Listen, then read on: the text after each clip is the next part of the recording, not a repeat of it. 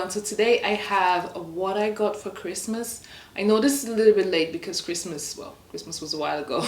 But obviously I received my paycheck for the month at the end of December, which was after Christmas. And that's when I decided to go ahead and buy my Christmas gift. In this haul or show and tell, I have 2 Christmas gifts for myself and then one from my husband. If you're a returning viewer or subscriber, welcome back to my channel. Thank you so much for coming and supporting me on here. And if you're new, you're welcome. My name is Odette and I do weekly fashion and lifestyle videos for the working girl. And on here on my channel, we discuss everything from affordable fashion all the way to luxury. Today, obviously, we're talking about my luxury purchases or what I got for Christmas, because yeah, what I got for Christmas were all luxury products. And I upload videos twice a week. So definitely consider subscribing to my channel and turn on the notification bell so that you know every single time that I upload, because sometimes YouTube may not always tell you. So the notification bell is very important. I'm going to start with the gift that my husband gave me. First item that I received is from Saint Laurent, and this is something that I have wanted for a very long time. I can't remember if this was on my wish list of last year. I think it was. But anyway, this is something I wanted for a very long time. He didn't actually go out and purchase it for me. I mean, my husband is a very simple person. He's always just like, you know what do you want? I'm gonna give you the money, you go and get it. And I don't mind as well. I don't mind that because this is something that I had to try on anyway. So I went to Saint Laurent in Harrods and I tried it on, and yeah, I got it. So it's this white Saint Laurent belt. I don't really own 2 sort of luxury belts. So one is a Gucci belt, which I do plan to sell because I don't wear it. I think the Gucci Marron has been overplayed. I've probably worn it once or twice. Since then I haven't worn it. I was 100% influenced by social media, and yeah, so I own that one, and I own the Isabel Marant belt, and that's the one that I actually wear quite often because I love that one. It doesn't have any logo. If you know, you know. That's just what it is. So I felt like what was missing from my wardrobe was a white belt, a high-waisted belt. I wanted a thin one as well. It's quite an understated belt. The only branding that you have on this is the YSL here, which is very tiny. Like from a distance, you won't know that it's YSL unless you know how YSL do their belts. You'd have to come up really close to notice that it's actually YSL. So I really like this belt.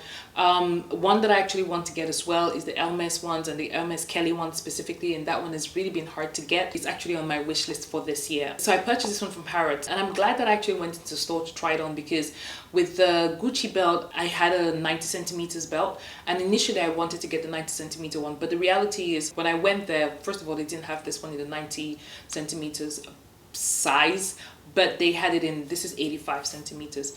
And when I tried on an equivalent 90 centimeters belt, so it was a different color, what happened was this band here went all the way to about here. So even the essay was like, honestly, I would go down the size just because you don't want this sticking out like this, which it was in the other one. So I'm glad I went into the store to try it on. Otherwise I probably would have purchased it online, like the same 90, because I would have thought that they're the same. But this is great. So yeah, my husband got me this one, and obviously I'm super pleased. And funny enough, he got me the Isabel Marant one as well, and he got it for our first Valentine's. Since he's on a roll on getting me belts, I might get him to get me the Hermes Kelly belt. I know that's a bit pricey, but I'm worth it. I went to Bicester Village, I think this was just after Christmas, and I actually went there looking for a Max Mara coat because I'm obsessed with the one that I have. So I went there actually to look for like a black one or a navy blue one. There was nothing there, but I ended up entering Bottega Veneta.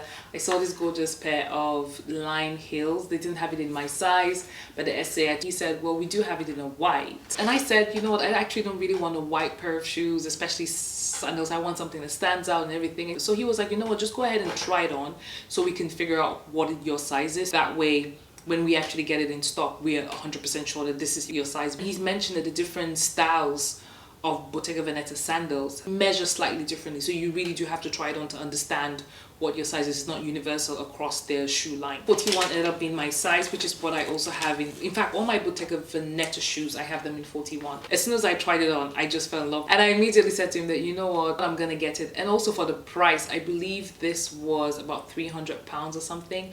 Bottega Veneta heels, this one specifically, they retail for about 700 and something, if I'm not mistaken. So these were like almost 50% off ish, I think. So yeah, so I picked this one up and I was just super excited. And he actually said to me, whenever we get this, they sell out very quickly because they're very popular. The final item that I picked up, this is the highlight of this video. This is incredible. I first saw this item 2 months ago and I wanted it, but I kept looking at my bank account and I kept saying, you don't really want it, you're not gonna wear it. I tried on the store, I liked it so much, but I said, you know what, I want to get into the habit of trying something on, going, if I still think about it non-stop, then maybe I would get it. I tried on in the store, said I liked it, didn't know if I wanted to get it full price. I looked for it on the pre-love market. I knew it wasn't going to be there because it's kind of a special piece. And the thing about special pieces or limited editions is that, I mean true limited editions, not those ones that they release them and release them again and re-release them. Those are not limited editions. But a true limited edition, it's hard to find on the pre-love market, especially from a place like Dior.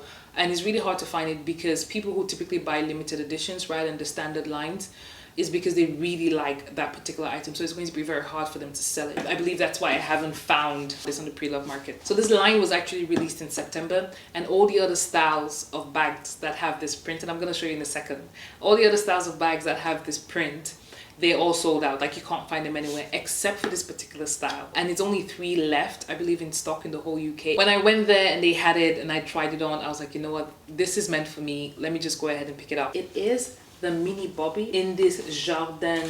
What print was this? This is Jardin, is it Dave? I think so, but it's this bag. Like, this bag, she is just perfect. I have tried this bag on with 2 different outfits, and with both outfits it looked amazing. Even with what I'm wearing, it would go with it. This is just, it's I'm lost for words. Initially I felt like I would have picked it up in the medium Lady Dior, but ever since I tried on the DJoy, I would have 100% picked this print up in the DJoy. So this is this bag. It is the mini bobby. It's really small. Quite frankly, not a lot can fit inside. You can probably fit a phone. Where is my phone? Oh, my phone is charging at the moment. I'm gonna go ahead and get it, and then we can talk about the bag and everything. I'm gonna try and do a close-up so that you can have a look. At the back of the bag, you have 30 Montaigne, which is the address where you have the big Dior flagship store in Paris. The only thing that I sort of don't like about this bag is the fact that the strap is short. So yeah, you can adjust it a little bit, but you can't adjust it enough to wear it crossbody, unless you're quite petite or really slim. But obviously I'm not. So you can lengthen the strap here. So this is the maximum strap length that you can get. And so for me, even if I try to wear it crossbody, there you go. This is my boob, and it's just taking a nap, right?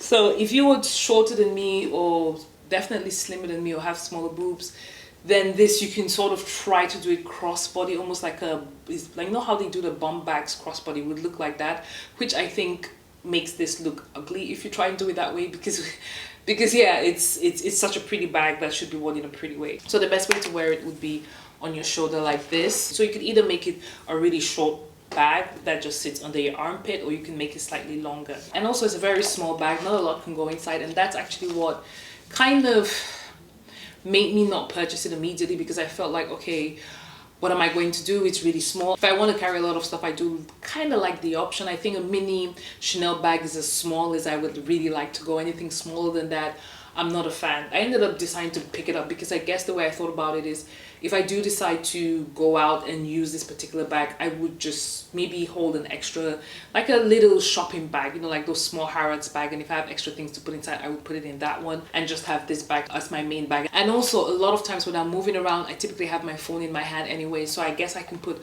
other stuff inside that I really want to be inside. I don't really need my phone to be inside, technically speaking. So I'm going to show you what actually fits in the bag. The first thing to note is that this phone, what phone is this? Oh, I'm gonna put it up there. I've forgotten what phone I have. But you can see if I try to put it like this, it doesn't fit. However, it can fit inside. The problem is the way you put it. So you have to slide it in right at the end and then put it down.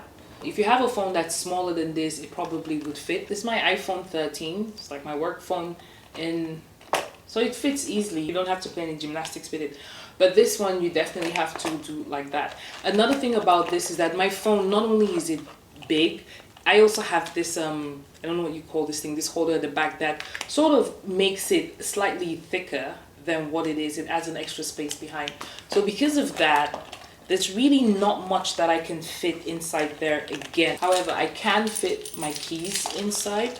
So I just put my keys there. This is my power bank, and it can probably fit there as well. So I just kind of put it right there at the front. So I put the phone back, but I didn't put the cable. I do have a shorter cable somewhere, which is typically what I would use instead of this one. So I've taken out the power bank. I'm going to put the cable down right at the bottom. That's the cable sticking out there. Hopefully you can see that. And then I'll take the power bank, put it at the front of the phone. So it fits in, and then you have the lipstick that, as I mentioned, sits right there.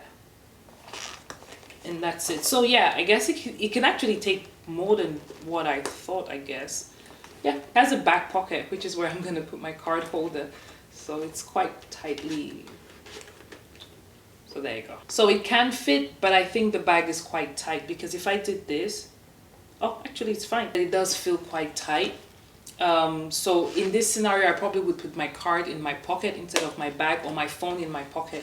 It's a designer piece, a lot of money and everything. I don't want to stretch it. So I've taken out my phone. This is my lipstick, and this is my card holder. And so this actually feels quite nice. It feels better, and I would just hold my phone in my hand. So there you go.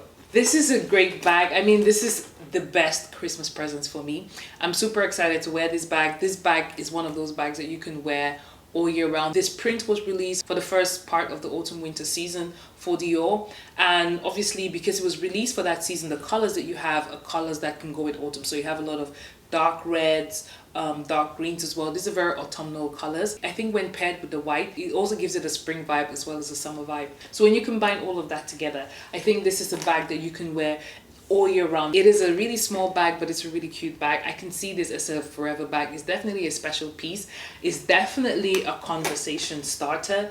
Like, I see why I was thinking about this bag all the time, because it's such a great bag to have. So obviously that's what I got for Christmas. Out of all the items that I got, my favorite item is obviously the Saint Laurent belt that my husband gave me, and this bag. I love watching these videos because I love gifts so much. Gift giving for me is just one of the perfect things. What I got my husband for Christmas, I actually got him a really cool perfume, which he kind of, I noticed he wasn't wearing, so I went ahead and got him another perfume which I know he actually likes, and yeah, he's wearing that one now. So that's what I got him. Definitely let me know in the comment section what you got for Christmas. I love hearing about what other people got for Christmas. So if you want to keep watching more of my videos, I'm going to put 2 recommendations here for you to check out, and hopefully you like them. Thank you for watching to this point, and I'll see you in my next one. Bye bye.